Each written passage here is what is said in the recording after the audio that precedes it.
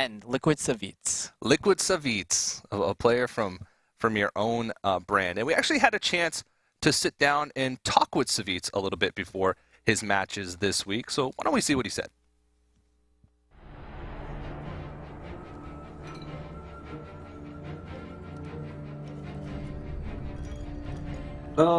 There's been a lot going on. I've been at Savjz Story Cup and playing some online tournaments and streaming a lot.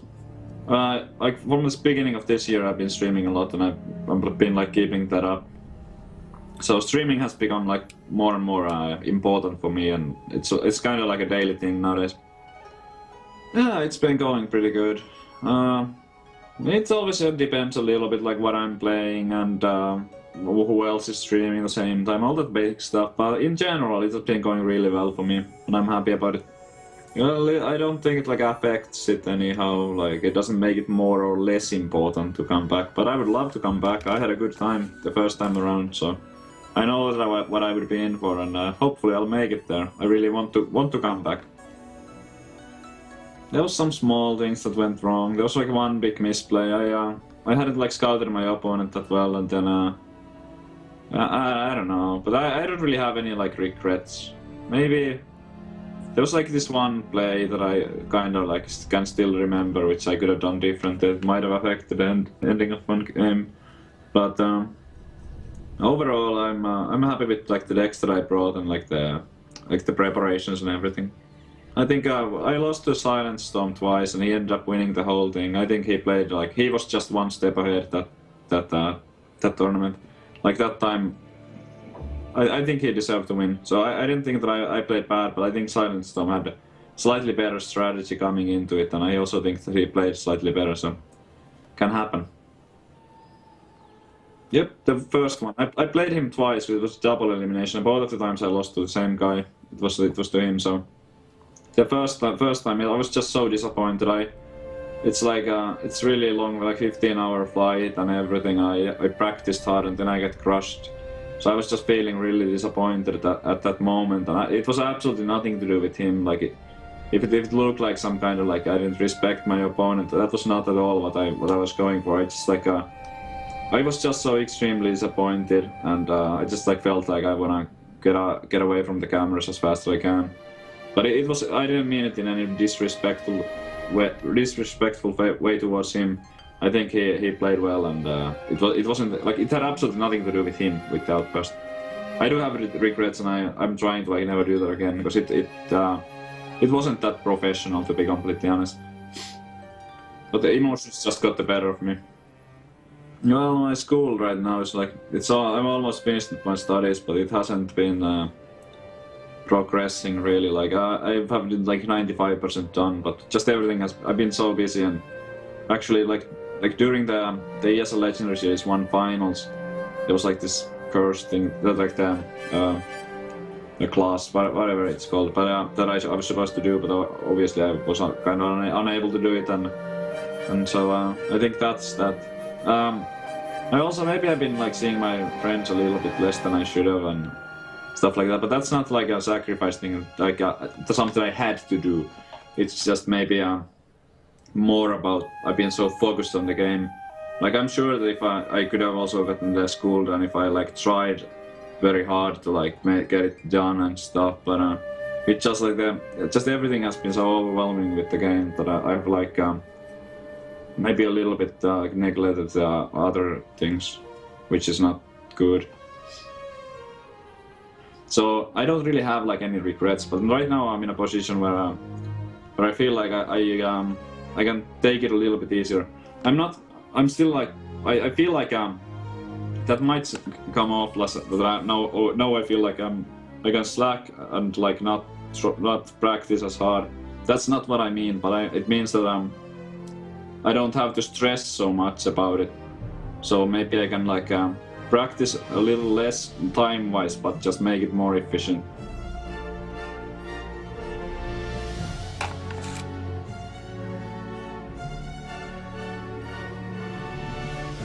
No, not really.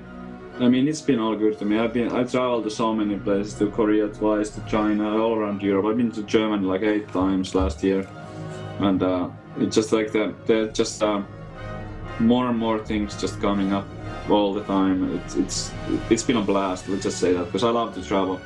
Like some of the other pros don't like traveling that much, but I think it's like really sweet to get to travel to a different country and see the area, see all the things, like the different cultures, and yeah, usually there's not that much time to like just walk around and everything. But when I was at the ESL season 1, I had some extra days and we went to like Universal Studios and Santa Monica Beach, and I'm enjoying it a lot. Let's just say that I'm just loving what I'm doing right now.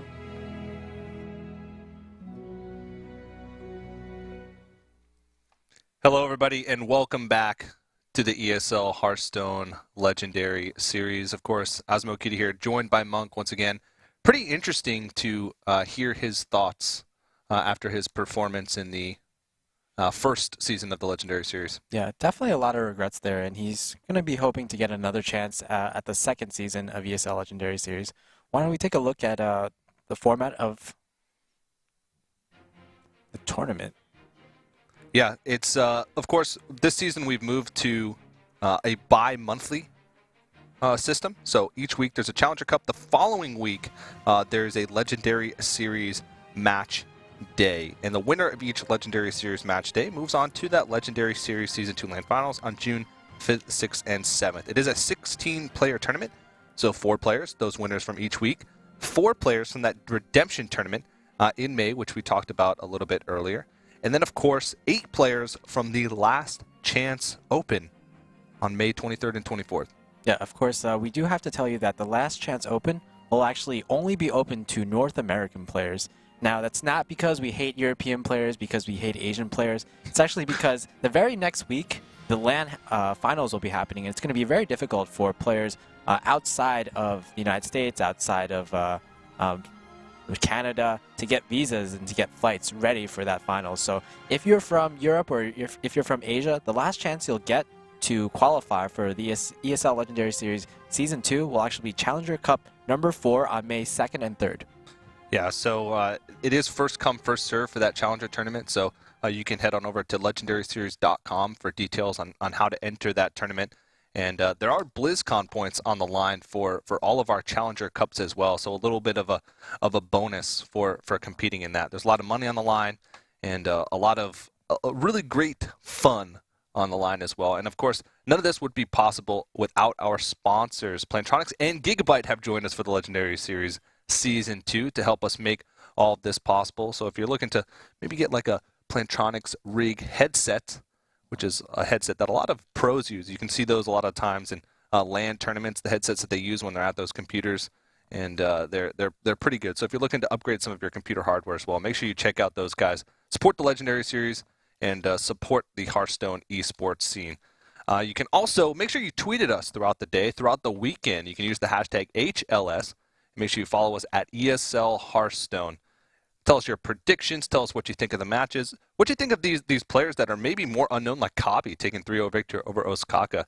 We'll be checking those tweets periodically throughout the day and responding to those. And one last reminder as well before we jump into the next match, we are doing a raffle, a giveaway. Head on over to esl.gg/legendary WK3. We're giving away some packs, Monk. I love them packs. I love packs too. You know, if you, Chalky, he opened up 5 packs on stream the other day. He got a Golden Jiraxis Prophet Villain, so if you're Chalky, you might as well go for it again. Or if you think you have Chalky's luck. Opening packs is one thing that Chalky is not second place in. True. And we'll see if he's not second place in today. But we are moments away from jumping into our next match. It is going to be between Leadpaint and Team Liquid's Savjz. Now, Leadpaint is part of the team that's managed by Caseytron called the Grand National Champions. I don't really know what to think about that. Well, I mean, it's working out for him because Leadpaint is the only player so far in Season 2 of the Legendary Series to qualify through the open bracket twice. Now, not only does it mean that he has 2 chances to win each week, he also gets seeded into that Redemption tournament at the end of the season twice. So he'll get seeded into 2 different brackets to be rewarded for making it through that open qualifier twice. And that's only if he doesn't take this whole week, right? Exactly, yeah. That's only if he doesn't win each week. So GNC, of course, Grand National Champions. Yep. Not the The health and supplement store. Yeah, you cannot buy vitamins at Leadpaint's team. No. Can't buy lead paint either. Yeah, it's true. Kind of misleading, his entire name and his entire team. Yeah. His name used to be Frank in a Box. Okay. So if you've played against him in those Challenger Cups, I believe that's still his like ESL tag. It's what he uses in the actual tournament. So that might be a name you know him more by. He's currently sitting, I believe, at rank 45 on the North American Legend ladder. Do you know if his name is actually Frank? I think it's Frank. Okay. So maybe his room is his box. Wow. Or maybe his mind is, So is his deep. box. Wow, he's such a philosopher. He's trapped inside his own mind. Now, we do have to talk about Liquid Savjz. Now, he did very well last week, or last season rather, and he's looking to make a comeback. And wow, it's going to be Paladin here. I thought it was going to be kind of the Dragon Paladin, but of course it's Savjz's signature. He likes to call it the Ebola Paladin. Indeed. Indeed. Which, it's very tough to play against. Yeah, especially if you don't have experience against this deck. But if Leadpaint did his research, he should know what's up.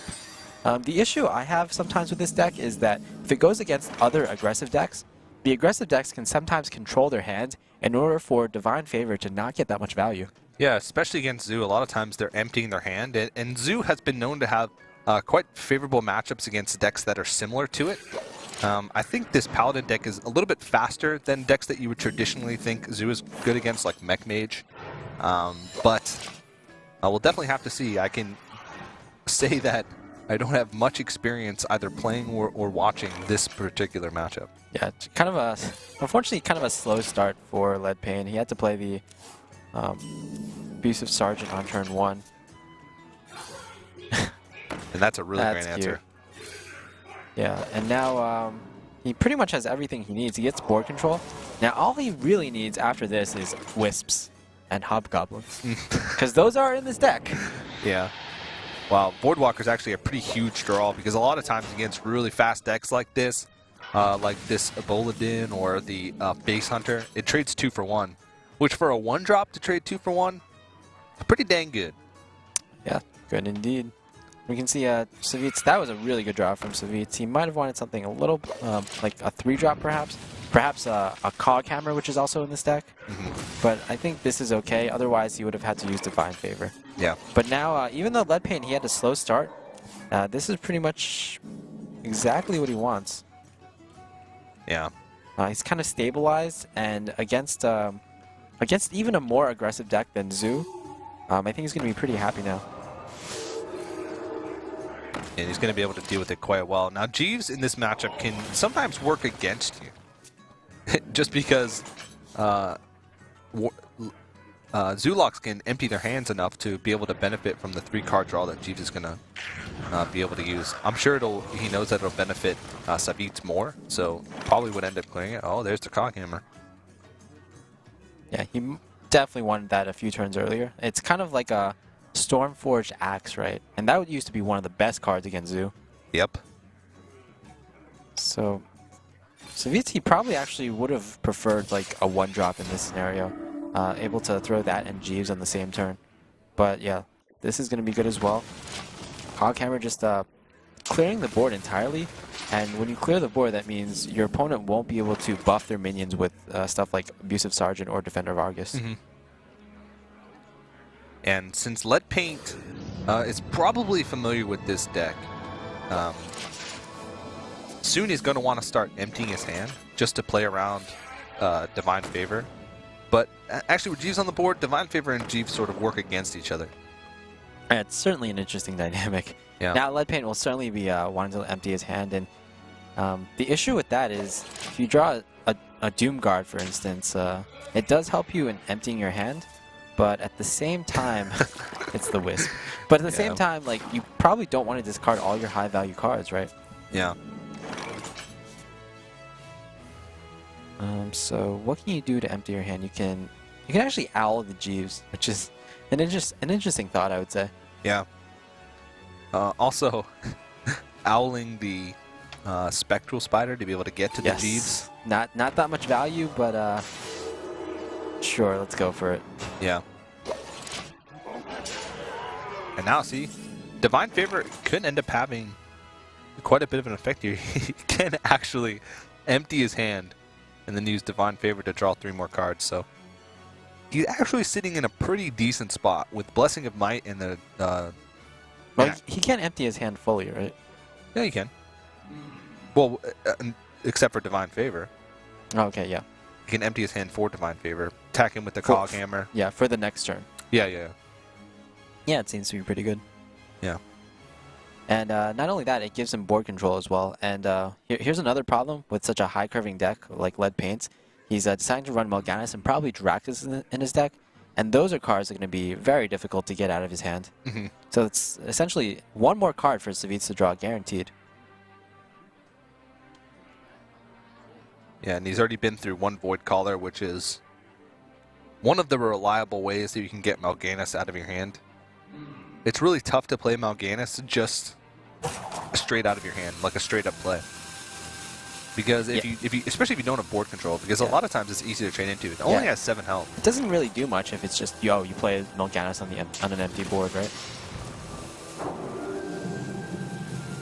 Yeah, on an empty board it just doesn't have any impact. Does he actually play this Wisp here? I'm kind of interested there. I don't know if there's any reason to. Is there any reason not to, though? Just because it's free? Oh, you know what? He's saving the Wisp for Hobgoblin. Yeah. The Wisp Conundrum. There's no reason to play it, and there's also no reason not to play it. Well, this is kind of unfortunate. One of the perfect draws for Leadpaint. Yeah. And now the board kind of going to be cleared. Not only that, there's only 2 cards in Leadpaint's hand. Oh, Mukla! The ultimate combination. King Mukla plus Divine Favor. I like it.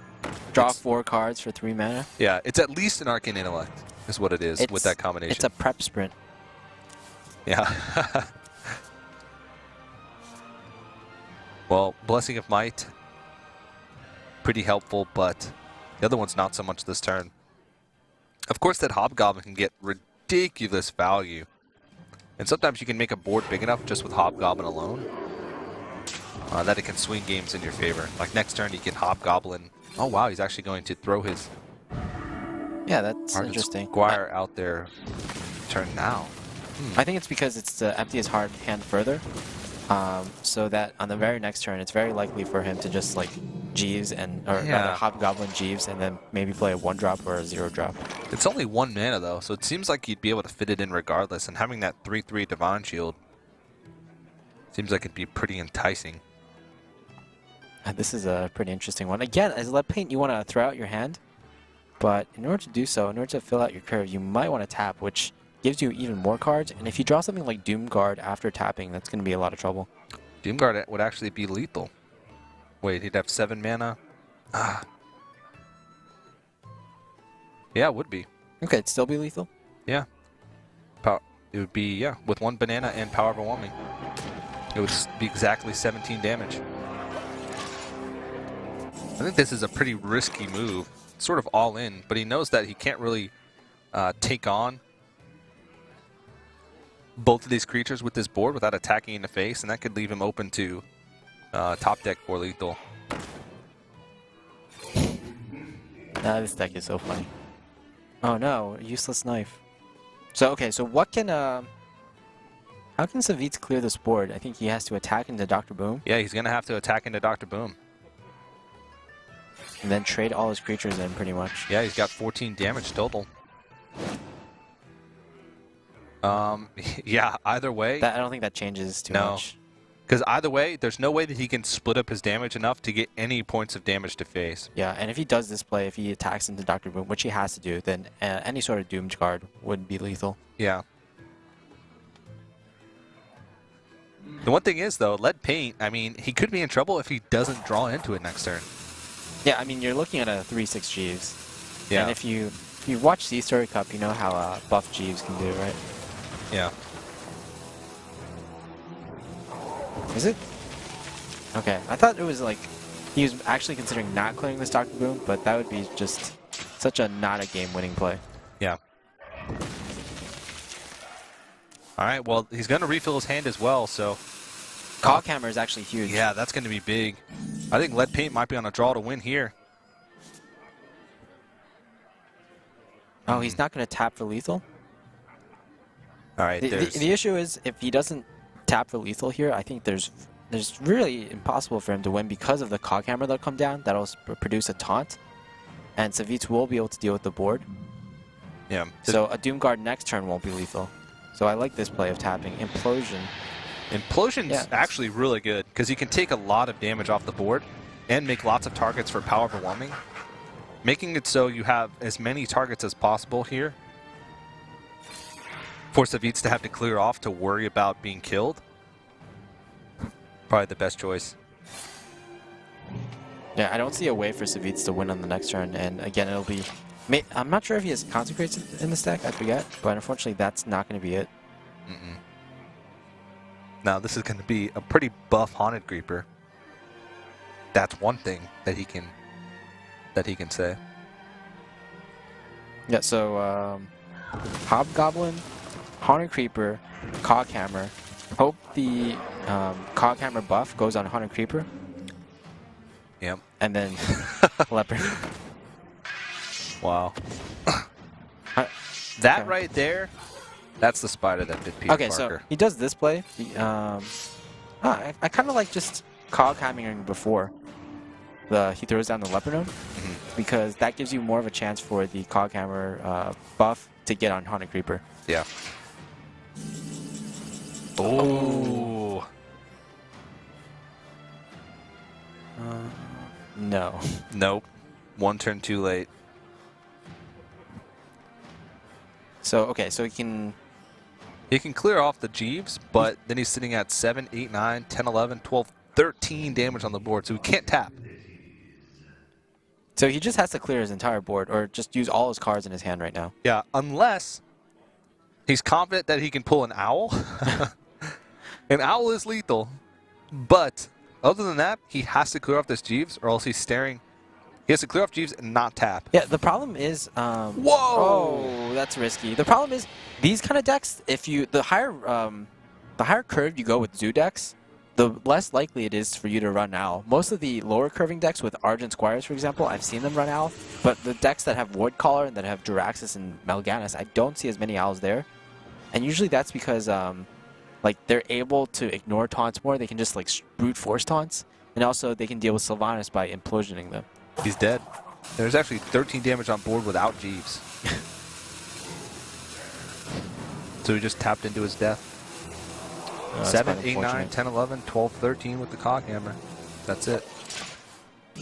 Sure, he sees it. Yeah, he just gives up there. And wow, that was a really exciting game. Yeah, super. Very different. And I'm not the biggest fan of this deck in terms of how well it does in tournaments, but it's certainly really interesting whenever Savjz plays it. Like, it kind of failed for him at Sea-Story Cup when he faced 6-0 against the Mech Shaman, because 6-0 kind of played around Divine Favor. But as you saw here, it can definitely do miracles, even without huge Hobgoblin plays in the early game. It seems inconsistent because you're sort of relying on drawing into your ways to refill your hand with either Jeeves or Divine Favor. And then on top of that, you're also relying in, one, so your opponent can't benefit from Jeeves, and also that your opponent can't play around Divine Favor. So there's a lot of factors that go into it, but you can tell when it works, it definitely works, and even without some of the combos that are possible. So we didn't even see the potential power that deck can have. Yeah, I also think this deck can be fairly good against Freeze Mage, because Freeze Mage is going to have like 10 cards in their hands at all times, right? And even though Freeze Mage, it generally does well against aggressive decks, the draw power from this type of Paladin can just kind of overvalue and out-tempo the Freeze Mage. Yeah, very true. So Savjz still has Warlock and Mage left to find wins with. Leadpaint, of course, has Druid Hunter and that Zoo Warlock still left to try and throw out there.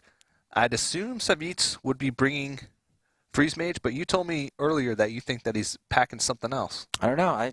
Savjz might have some surprises for us in this tournament. We'll just have to see. Yeah, these guys' deck lists were submitted after the new Blackrock Mountain cards, so they are able to use the cards that were released on Thursday, like Flamewalker and Hungry Dragon. I'm definitely excited to see some Flamewalker. Everyone, when that card was released, they were like, oh my god, that card is so good. But the problem is we haven't seen Tempo Mages being good these days. So it's kind of questionable to not run run Flamewalker just because Tempo Mage as a deck is not as good. Do you think Flamewalker makes the Temple Mage better? Do you think it makes it good enough to be competitive? Well, we'll have to see. I mean, the main issue with Temple Mage, I feel these days, it's first of all, it just doesn't have enough oomph, and Flamewalker can kind of help with that. But the other issue is I don't think it's a very good matchup against Zoo. But again, Flamewalker can help against that as well. It's a Flame Waker. Waker, yeah. I keep saying Flamewalker. Our producer just Flamewalker makes sense, but you know the actual the flavor text of the card actually says, "I'm Flame Waker, not Flame Walker." Does it really? Yeah, and it's like that. The Flame Walker is just stupid. Why would anyone call him that? I'm not trolling you. That's actually what it says. Oh man. Well, then we were just trolling you the whole time by calling it Flame Walker. That's true. That was completely intentional. Well, we didn't actually think it was called a Flame Walker. Of course. Of course. All right. Well, this match we're not going to be seeing any Flame Wakers because it is Or Warlocks or Walkers, either one. Because those don't exist. No. Warlock versus Hunter. Leadpaint actually is going to switch it up, so we'll see what type of Warlock Savjz is bringing. I actually can't really pin down anything for Savjz right now as far as Warlock goes. Yeah, just generally he prefers handlock or handlock variants. He just over throughout the history of StarCraft, or sorry, the history of Hearthstone. Wrong game. He's preferred that kind of deck, but he's been playing more Zoo lately, and as we can see now, it is going to be Zoo. Yeah, when I talked to him early in the week, I asked him to tell me what he thought the strongest decks were right now, and Zoo was definitely at the one of the decks at the top of his list. So now Void Terror is a card that some players put in their Zoo Warlock decks and some players do not. It can be really inconsistent, especially if you're behind on board. Yeah, it can be a dead card in your hand for a long time. But sometimes it can make ridiculous combos early on with like Nerubian Eggs and Power Overwhelmings. Yeah, it's just high risk, high reward. Yeah, and I think this is one of those. This is one of those games where it's going to be rewarded because he has the combo of Nerubian Egg plus Void Terror. He doesn't even have to Imp Gang Boss on turn 3. He has a better play than Imp Gang Boss on turn 3. Can you imagine that? I didn't think that it was possible. And Leadpaint, of course, seems to be bringing mid-range Hunter here. Big Tell is not only the web spinner, which a lot of face hunters cut for cards that can deal a little bit more damage, have more damage potential, and also the Houndmaster. Wow, that's an interesting one. Bane of Doom, I didn't think he was going to play that card. My favorite card, Monk. Yeah, but unfortunately, like, Savjz has kind of been being out-tempoed here, even though he got a lot of value out of that Void Caller. The Houndmaster can do a lot of work here, and so can Freezing Trap. Plus, the Eagle Horn Bow, in the future, it'll be able to get a lot of value. Yeah.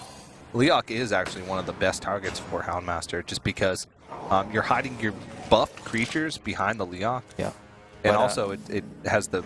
But do you see what I see? It's Bane of Doom Oh, time. yeah!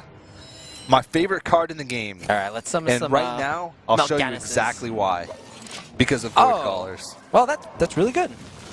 Indeed. So, like, I think out of the possible demons that the Bane of Doom can get, I think about, like, most of them are good and only, like, 5 or 6 of them are bad.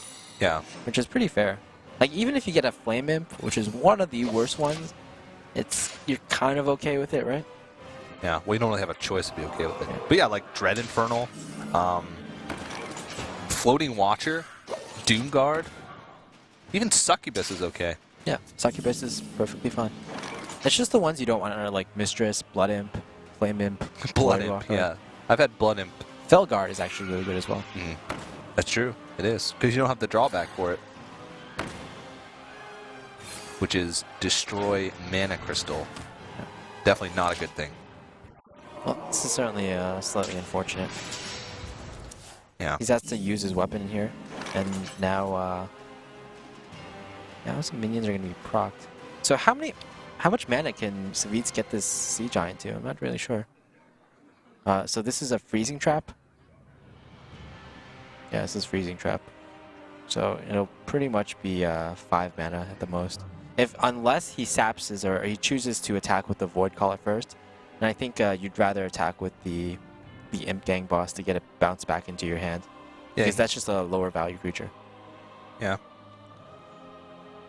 But it's a tough decision. And also, Savjz is already at 14 health and actually has no way to build up a wall or, say, like a Mal'Ganis to be able to spawn from this Void Caller. So He's actually in a pretty rough spot at the moment. This is a really heavy Zoo Warlock deck with Sylvanas, Dr. Boom, Sea Giant, and probably Mal'Ganis.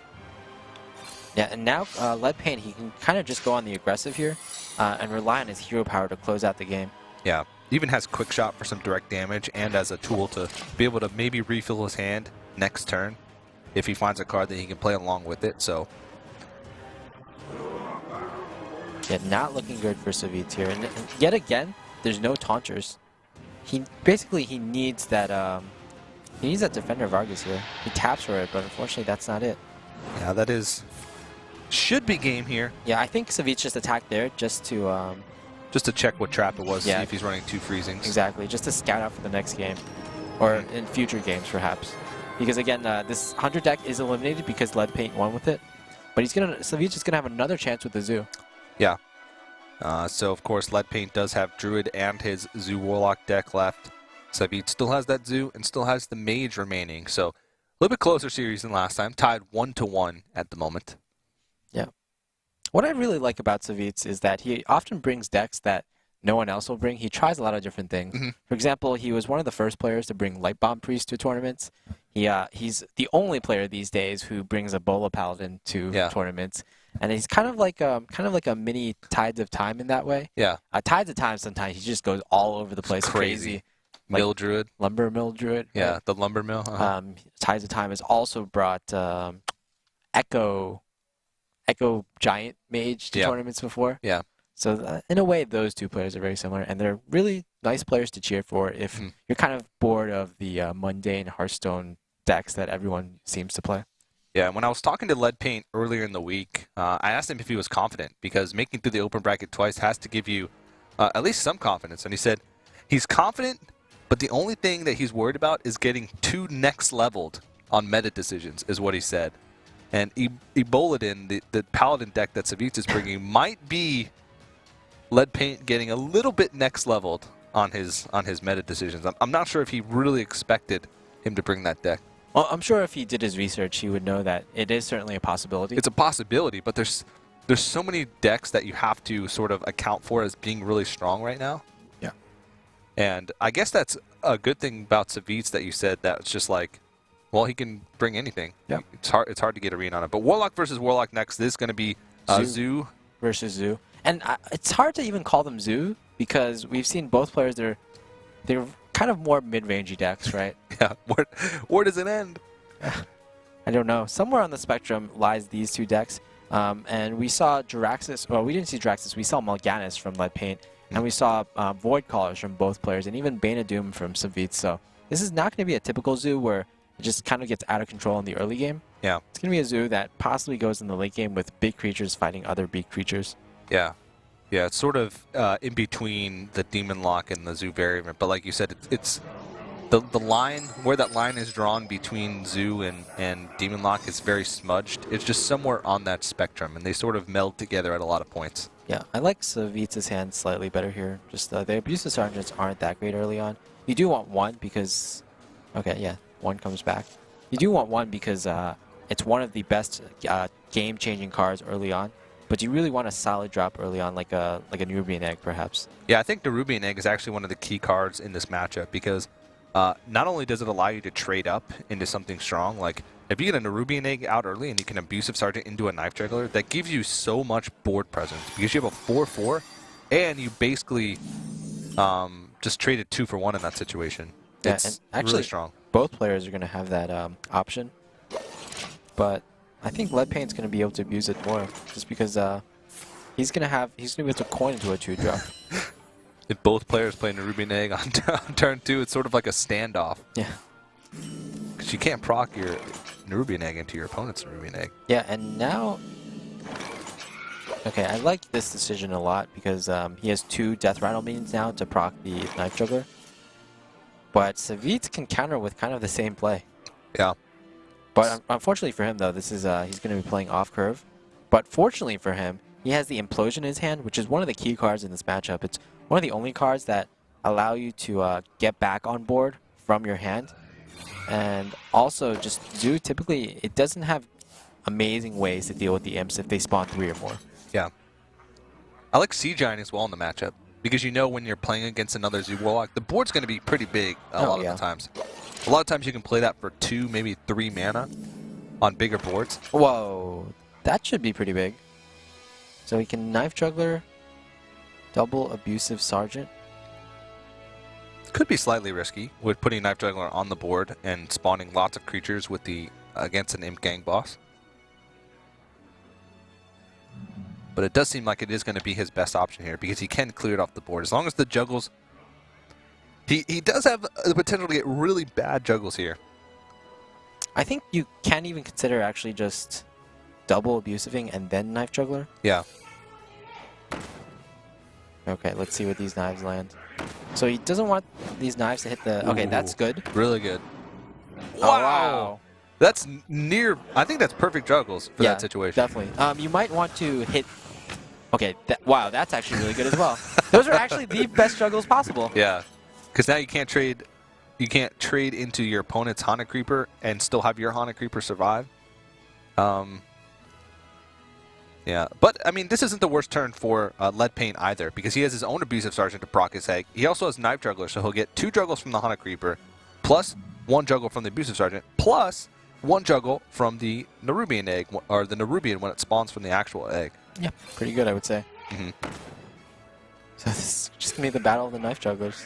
Yeah, so he can trade up into Knife Juggler and then trade up into the Nerubian with his own Power Overwhelming. Both these players are getting good juggles, so neither of them, I guess the one on the Nerubian was sort of inconsequential, but I don't think either player can be really upset with their juggles here. Oh! Wow, that was good. Well, Implosion into... Well, actually, he has to roll high here if he wants to be able to play the Sea Giant, because it's taking a creature off the board. So he's got to roll, I think, a 3 or higher here. Oh, well, yeah. That's certainly 3 or higher. Yeah. And you get a free Sea Giant, you get to Power Overwhelming. And this is actually what makes Zoo really interesting these days, these back and forth games. Actually, probably not typical of Zoo, because like this was a game where like it was very standoffish. Nubian Egg and Haunted Creeper coming down, which just sets up for bigger plays, even though it's not as strong early on. Yeah. Oh, that's a good one too. Yeah. The tough thing is that Sea Giant is so hard to deal with. I mean, luckily, Leadpaint does have an Implosion, but if this Implosion rolls 2, he's in trouble. Yeah. Lots of trouble. Let's see. Okay. That's fair. But still, you've got the problem is you've got an Imp Gang boss on the other side of the field as well. Yeah. And Mal'Ganis. There's so many demons now on the board. Oh, Bane of Doom. Yeah, let's see What's what it in is. the box? Oh! Oh, man. That is disgusting. Yeah, so double Mal'Ganis. Of course, it's always going to spell Mal'Ganis. Just like how Animal Companion always gets Hover. I agree to you. You can see Leadpaint is even smiling. He's knowing, okay. Okay, yeah. Fair enough. That's going to be it. Wow. That is why Bane of Doom is my favorite card. And Savjz knows as well. He's thinking, yeah. I got a Mal'Ganis. Yeah. I mean, if you wanted to get a Mal'Ganis sometime in this tournament, it might not be there, but I think he'll take it. Yeah. He was in a pretty dominant position even with that because of the Implosion into Sea Giant play. Yeah. But you can't ever be unhappy about Mal'Ganis, right? No, but there goes his Bane of Doom RNG for the rest of the tournament. So I think he might have cashed in a little bit too early. But that is going to give him a 2-1 lead in the series. The only deck that Savjz still has to win with is the Mage, which we have yet to see. Yeah, is it going to be Freeze Mage like pretty much everyone else is bringing, or is it going to be something that uses a new card, Flame Waker? Flame Waker. It's going to wake some flames. Yeah. Huh. Is it waking the flames, or does it have a wake of flames behind it? It's a good question. Are you familiar with WoW lore to answer that question? Nope. Okay, neither am I. So we're going to leave that to the viewers. I thought I was familiar with WoW lore, but then you meet people who are just ridiculous at WoW lore, and they just make you feel so small and insignificant in the world. When someone out-WoW lores you, you just feel like it's the worst feeling in the world, man. Well, the next match is going to be Jaina versus Gul'dan. A bit of Wild War there. Yeah, great job, Monk. Yeah, so if it's going to be a Freeze Mage that Savjz bring, it's going to be really good against this Zoo, but it's actually going to be pretty terrible against Calby's lineup because he attacked his lineup against Freeze Mage. But if it's Tempo Mage, then it's going to be slightly worse against the Zoo, but slightly better against Calby's lineup. So yeah. Maybe if I were in Savjz's position, I might hope that I submitted Tempo Mage. Oh, there it is. Well, it's going to be some kind of Mech Mage. Okay. Yeah. I mean, Mech Mage can fit Flame Wakers in, especially with spare parts. It has a lot of synergy with spare parts. Oh, it's true as well. I was theory crafting or trying out some Mech Mage decks and trying to figure out what I could cut to put Flamewalker in and try and maximize my potential for spare parts with Clockwork Gnomes, Tinkertown Technicians, and Mechanical Yetis. And it worked out pretty well. But Zoo was a tough matchup. Yeah, certainly. Typically, I feel like Zoo is really favored in this matchup because they can trade up a bit more. But the problem is with Leadpaint Zoo, it seems like a more high-end curving Zoo. So you're more likely to have things like stuck in your hand, like Doom Guards or Mal'Ganises. Yeah. But yeah, great top deck from Leadpaint. That's gonna certainly get him back into the game. This is one of the ways that Mech Mages can win this matchup, is by having a decent early curve and then drawing into their burn early enough to be able to finish the game when they know that the Warlock is going to be tapping. Mm-hmm. But you can't lose overwhelming board control early. Yeah, that was, want to point out, that was a really interesting play from Savjz. He actually preemptively popped the block so that Abusive Sergeant wouldn't get extra value. Mm-hmm. Which is not a play that a lot of players think about, but a lot of times it ends up being correct. Well, here's the key Mech Warper. Ooh, Mech Warper, coin into Spider Tank. Yeah, he's nearly guaranteed to have a mech next turn for Goblin Blast Mage. Yeah, it's good, but I feel like Leadpaint can somehow still deal with it because of his Abusive Sergeant. Mm-hmm. His Abusive Sergeant also of his Void Terror in his hand. Oh! That's going to be great. Yeah, Void Caller as well. The one thing, though, is that he wants to use the Void Terror before he plays the Void Caller. A lot of times it can feel really great to play Void Caller on turn 4, but this is obviously the better play, if only because if he pulls Void Terror instead of Doomguard with Void Caller, he's losing so much value from his hand. Yeah, very true. And now Zoo like really swings back in a fairly dominating lead. Savjz can deal with this with a Fireball, but if he does that, he's kind of somewhat even on board, maybe slightly ahead, and that's not in a position where you want to be after you've given up your turn. Now it's up to Leadpaint to make the following play, and he's actually going to be in a lot of trouble because again, turn 5, Bane of Doom. I smell a Bane of Doom. That's going to be 3 Bane of Dooms that we've seen already in this series. We've seen a Mal'Ganis. What did we see before that? We saw not a very high level Oh, card. Void Caller. Void Caller. Okay, yeah. Oh, right, here we go. Here? Oh! So he's definitely winning the RNG battles there, and he's even going to have Goblin Blast Mage to follow up on turn 5. Savjz is definitely a more skilled Bane of Doom user. Oh, but that wasn't as skilled. Worst, yeah. Basically, those, aside from the couple damage to face, that Goblin Blast Mage was just completely inconsequential because that 2 damage to the Void Terror was effectively useless. Just getting all the demons out of his hand as possible. Yeah, I think Leadpaint's in actually a pretty good spot.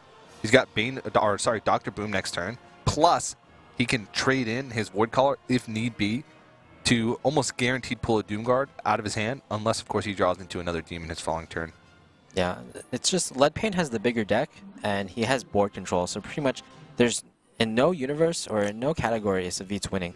Yeah. I guess he has more cards in his hand, but even that. And he has more HP. Yeah, that's true. Uh-oh.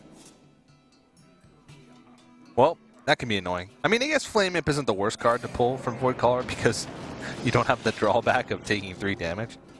But it should be protected for 1 more turn. Yeah, I don't think you care about taking 3 damage at this point when you're at 28 28 HP against a Mech Mage player. Yeah. And this is one of the downfalls of Mech Mages, is that sometimes you just run out of cards. He's got spare parts, but when you have to put 5 damage into a Void Walker... And even 6 more damage into Dr. Boom. Yeah. Yeah, so he's playing the control game in this matchup.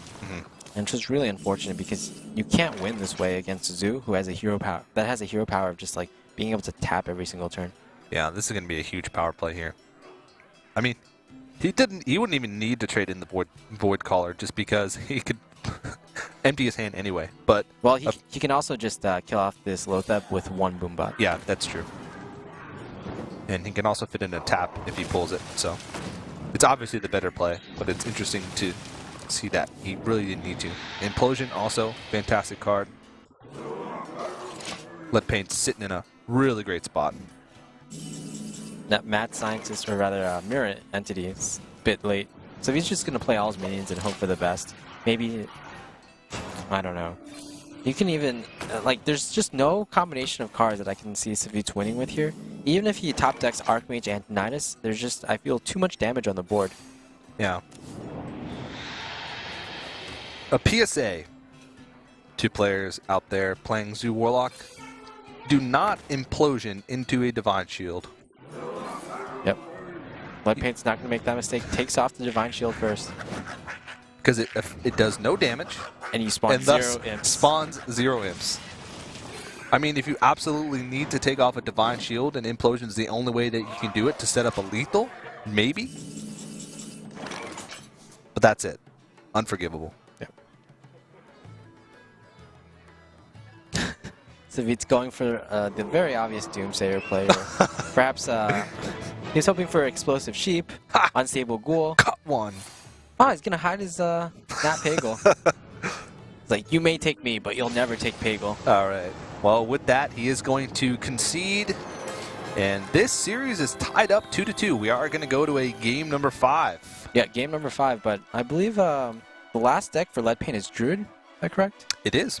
And that's going to be really favorable for Savjz. Mech Mage versus Druid is probably, for Mech Mage, the best matchup that they can possibly get. And it's actually curious because Zoo has come back into the field and because Freeze Mage is becoming really popular, Mech Mage has died down a bit. So Druid has gotten better, even though Zoo is getting back in the field, because Mech Mage is typically a better matchup against Druid than Zoo is a good matchup against Druid. Yeah, this lineup from Savjz seems like it's not to counter Druid, but all 3 decks have favorable matchups against Druid, it seems. Yeah, that's a very good point. And also, if Savjz wins this next match, his next opponent, Calby, will also have Druid in his lineup. It was all a plan from the beginning. Savjz on his on the Liquid Power rankings for this week actually put mid-range Druid as what he perceives as the best deck, I think. Oh, so he knew that the other players were going to look at that list, think that he's going to play Druid themselves, and then he goes ahead and picks 3 decks that counter Druid. Genius move. That's so meta on so many levels. So meta. Leadpaint worried about getting too next leveled on the meta, and Savjz is as next level as it gets. Yep. Just using those rankings to his advantage rather than revealing too much information, right? Using his own community influence to win tournaments. Crazy. What a smart man. What a smart Finnish man. So the opening hands, let's see them. Oh, Toshly? Toshly. Okay, what that tells me is that there probably is Flame Wakers. Waker in the deck because you pretty much run that card to draw spare parts, right? Yeah. I mean, we have seen Mech Mages in the past put spare parts in because it gives you more reliability with Archmage and Tinnitus also. But I feel like, I mean, Mech Mage does have some room to cut things. There's so many, even though Mech Mage has a lot of the same core cards, there's a lot of cuts that you can make and a lot of small additions that you can make. Like Tinkertown Technicians or Harvest Golems or Spider Tanks, the 3 slot and the 4 slot, especially with Mechanical Yetis also. There's a lot of choices that you can make, so I think you could find some place for Flamewakers in that deck because it seems like it'd be really strong. Oh, what a great draw. If Savjz hadn't top decked that, it would be a pretty sad next few turns. Yeah. Like just putting on a Neutron in the field, it's not much pressure.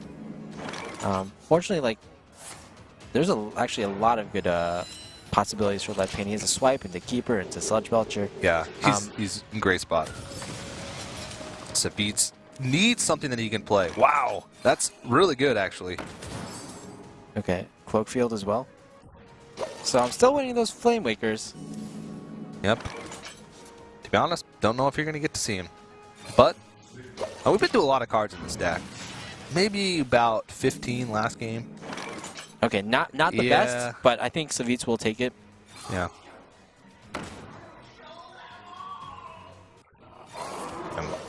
I mean, he's still in a pretty decent spot. He's got Toshli default for the next turn to answer into whatever Leadpaint's going to play. Oh, wow, this is going to be interesting. Actually, Savage Roar. And Wild Growth, so he can set up a next turn Dr. Boom. Okay, I like it. I like that. Yeah, if he didn't do that and he Sled Belchered instead, it would have gotten answered by the Toshli. Whereas, if he plays Dr. Boom the next turn, Dr. Boom contests Toshli really well. Yeah. And just opening up that mana so he has more opportunities in the future as well. Toshli. Yeah, even though Dr. Boom is a great play, the problem is it's probably not really a defensive play, which means this Toshli will be able to get 5 damage in. Mad Scientist possibly will be able to get some damage in. Oh, switching the attack and the health of Toshli. Now that's interesting.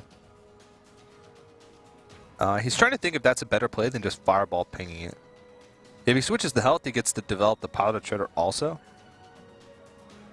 But if he fireballs and pings it, yeah, then he can start pushing in for maybe... Okay, so that was actually really good for Savjz. He wanted the Mad Scientist to die. Yeah. And with that play, he means he's not going to do the reversing switch play because there's a possibility for the Boombot to hit Toshli. Yeah. And for Toshli to go actually under 7 HP, which means he wouldn't have the necessary 7 attack after reversing switch to kill off Dr. Boom. Yeah. And I would say, yet again, this is a pretty dominating position for Savjz. Yeah, he might have to just Force of Nature here. But then you risk, what if that's Counterspell? Some mech mages do run Counterspell. So it looks like he's just going to play Sludge Belcher. This is a safer play because you can check for Mirror Entity with the Shade of Naxxramas. And his Shade of Naxxramas will actually be more valuable because he can buff it up with Savage Roar. So not quite enough here, but Savjz again, he'll be able to go into a pretty dominating position. I don't see any way for Leadpaint to do so much. Leadpaint does have combo in the next turn, but Savjz probably isn't too worried because he's sitting at a pretty safe 28 health. Well, combo next turn actually is a pretty big deal because it can be used to clear the board. Also scary though. Oh, the finicky Cloak Field is going to be pretty huge actually. Yeah, so if he Cloak Fields this Toshli, even if Leadpaint goes for the combo, then it's pretty much lethal no matter what, unless he has to pretty much play the Ancient of Lore. But if he plays the Ancient of Lore to heal, then he gives his opponent an Ancient of Lore. Or get a really good bomb.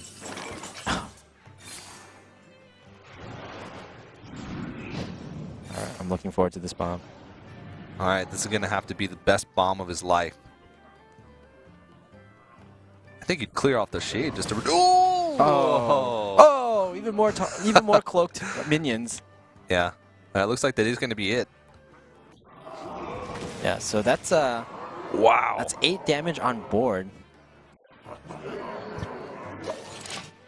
Even without this fireball, it would be in a pretty dangerous position. But I think Savjz is going to be pretty happy. Fireball to the face, and that's going to be it. Savjz takes this series 3-2. And unfortunately, we didn't get to see any Flame Wakers, even though it seemed like because of Toshli, Flame Wakers would have been a possibility.